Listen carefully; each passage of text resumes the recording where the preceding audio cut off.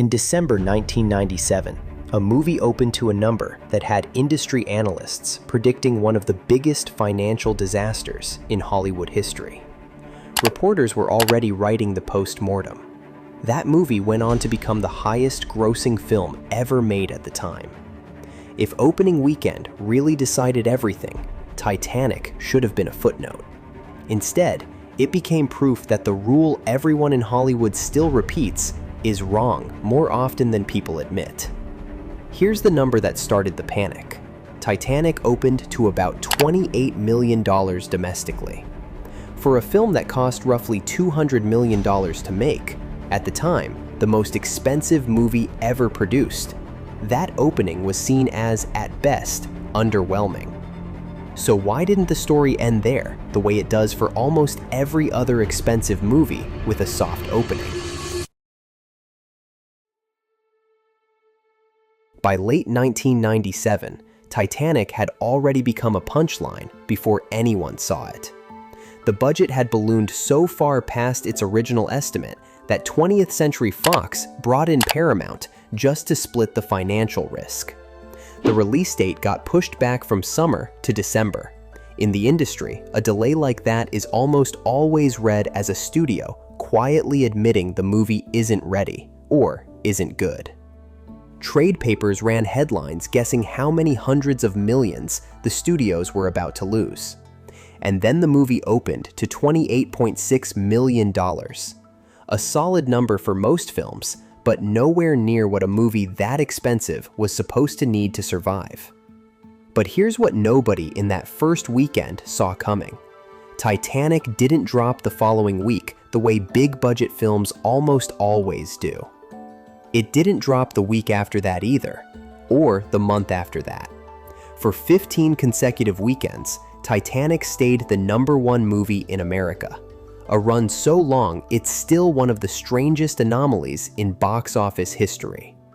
The disaster everyone predicted on opening weekend had actually just been the quietest possible start to the biggest run anyone had seen. Here's the part that actually explains it, and it's not luck. Opening weekend numbers measure one thing: how many people were convinced to show up before anyone had seen the movie, driven almost entirely by marketing and hype. Titanic's opening was soft because nobody expected to like it going in. What happened next was driven by something marketing can't manufacture. People who saw it told other people to see it, and a huge number of them went back and watched it again. Teenagers were reportedly seeing it 5, 6, 10 times in theaters. That's not an opening weekend phenomenon. That's a word-of-mouth phenomenon, and word-of-mouth takes weeks to build, not days. By the time the wave finally broke, Titanic had grossed over $600 million domestically, a number that, at the time, no film had ever come close to touching, and passed $1.8 billion worldwide. Think about the gap there for a second. A movie that opened soft enough to trigger genuine panic inside 2 studios ended up outgrossing every can't-miss blockbuster of the decade, combined with room to spare. If the industry's own rule of thumb had been trusted, every studio executive involved would have written this off in week 1. And here's the part most retrospectives skip. Titanic wasn't an exception to the rule. It exposed that the rule was only ever measuring hype, not quality or staying power, and Hollywood kept using it anyway because it's easier to react to a number on Sunday night than to wait and see what audiences actually do over 2 months. The industry still leans on opening weekend today for the same reason. It's the only number available immediately. But it was never actually built to predict what happens next.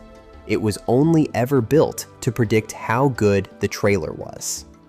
This is why opening weekend flop and opening weekend hit are 2 of the least reliable labels in the entire industry, and why so many genuinely great, hugely profitable films get written off in their first 72 hours for no reason other than a marketing miscalculation nobody bothered to fix. The films that actually make the most money aren't always the ones people wanted to see before it came out. They're the ones people couldn't stop telling other people to see after. So here's the question worth sitting with. If opening weekend doesn't actually predict the outcome, why does the entire industry still treat it like a verdict? Tell me in the comments which movie you think got wrongly written off after a bad opening weekend. I'm building the next video around the best examples, because the more of these I look into, the clearer it gets. The number everyone panics over on a Sunday night was never actually the number that mattered.